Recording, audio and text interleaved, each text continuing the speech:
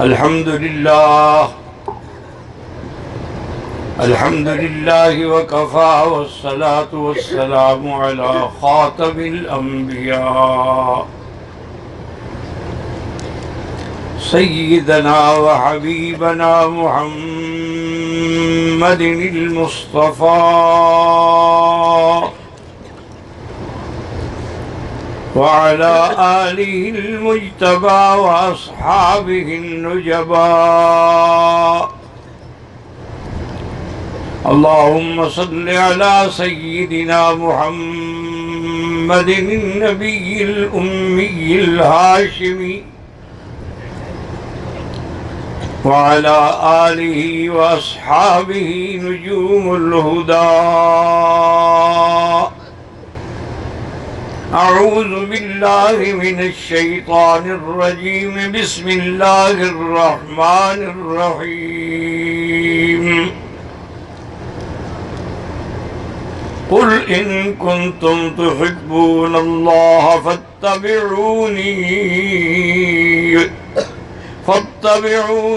يحببكم الله ويغفر لكم ذنوبكم. وقال في مقام آخر بسم الله الرحمن الرحيم.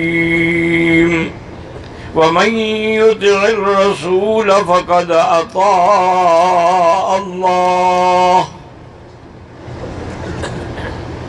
صدق الله العلي العظيم وصدق رسوله النبي الكريم ونحن على ذلك لمن الشاهدين ومن الشاكرين والحمد لله رب العالمين. رب اشرح لي صدري ويسر لي أمري واحلل عقدة من لساني يفقهوا قولي. رب زدني علما. سبحانك لا علم لنا إلا ما علمتنا إنك أنت العليم الحكيم. برادران اسلام، واجب الاحترام بزرگوں، دوستوں، بھائیوں، عزیز نوجوانوں، دعا فرمائیں اللہ تعالیٰ اس عاجز کو مال اہل والعیال نصیحت عافیت کاملہ دائمہ اور حق بات بیان کرنے کی توفیق عطا فرمائیں. آپ کو حق سننے سمجھنے کی، ہم سب کو حق پر مل کر چلنے کی توفیق عطا فرمائیں. چند صحابہ نے آپس میں بیٹھ کے اتفاق کیا، کہنے لگے کہ اللہ کا نبی جو ہے وہ معصوم بھی ہے، مغفور بھی ہے، مرحوم بھی ہے، امام الانبیاء بھی ہے، لیکن آپ ساری رات عبادت کرتے ہیں، ہماری عبادت پھر کیا ہوئی؟ لہذا آؤ فیصلہ کریں. ایک نے فرمایا میں ہمیشہ اقوم اللیل، ہر رات جاگتا رہوں گا اور عبادت کروں گا.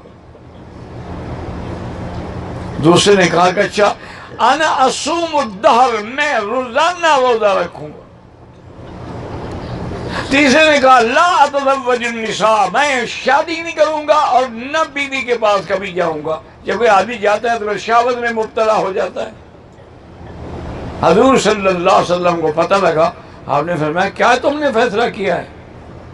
الحمدللہ انی اخشاکم واتقاکم، میں تم سب سے زیادہ اللہ سے ڈرنے والا ہوں، لیکن میں روزہ بھی رکھتا ہوں، افطار بھی کرتا ہوں، میں رات کو نماز بھی پڑھتا ہوں، رات کو آرام بھی کرتا ہوں. اتزوج النساء، میں عورتوں سے شادی بھی کرتا ہوں، عورتوں کے حقوق بھی ادا کرتا ہوں. تم مجھ سے بھی کہیں بڑھ جاؤ گے؟ کامیابی تب ہوگی ساری زندگی روزے رکھو، ساری زندگی نمازیں پڑھو، لیکن اگر اتباع محمد مصطفیٰ نہیں ہے تو پھر اس عمل کا کوئی صلہ نہیں ملے گا، کوئی حساب نہیں ملے گا. اب ایک بات یاد رکھ لو، حدیث بھی ہے اور مختصر بات بھی ہے، یاد رکھ لیں کہ کوئی عمل اس وقت تک قبول نہیں ہوگا جب تک دو شرطیں نہ ہوں. ایک شرط تو یہ ہے کہ ان یکون خالصا، وہ عمل خالص اللہ کے لیے ہو. اگر کسی اور کو بھی شریک کر دیا ہے، جیسے ہمارے ہاں رواج ہے نا جی کہ خیرات برائے للہ اور نیاز برائے حسین، تو اب حسین کو شریک کر دیا تھا خیرات میں۔ عمل قبول تب ہوگا خالصا للہ، خالص اللہ کے لیے ہو۔ اور دوسری شرط کیا ہے؟ ان یکون ثوابا، ثوابا کا کیا معنی؟ موافقا لکتاب اللہ و سنت رسول اللہ، کہ وہ عمل اللہ کے قرآن اور حضور کی سنت کے مطابق ہو تب قبول ہوگا۔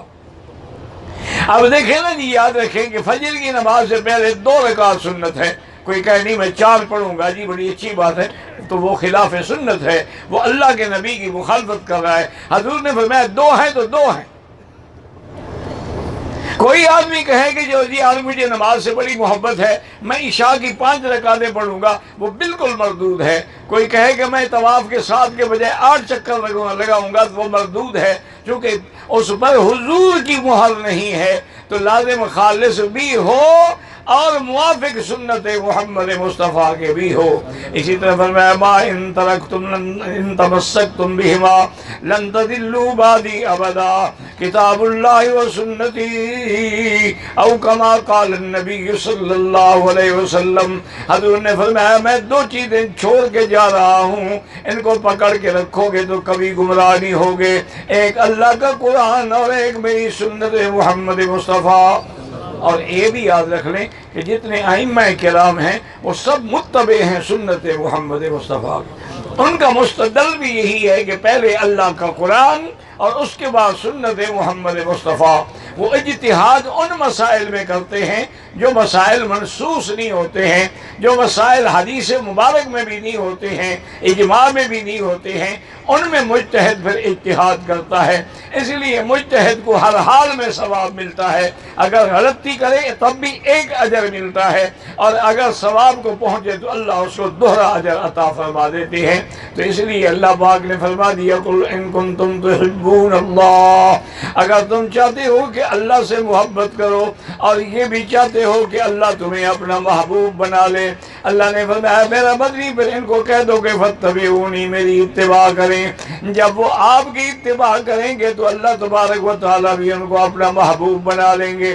اتباع کا معنی کیا ہے؟ اطاعت محمد مصطفیٰ۔ یہ نہیں ہو سکتا کہ حضور سے محبت بھی ہو اور اطاعت بھی نہ کرے، یا اگر مگر لگائے کہ جی اگر ہم میلاد کرتے ہیں، صلاۃ السلام پڑھتے ہیں، کھڑے ہو جاتے ہیں، اور ہم عرس کرتے ہیں، مزاروں پہ جاتے ہیں، چادریں اگر ہم کرتے ہیں، تو مگر کیا ہوتا ہے؟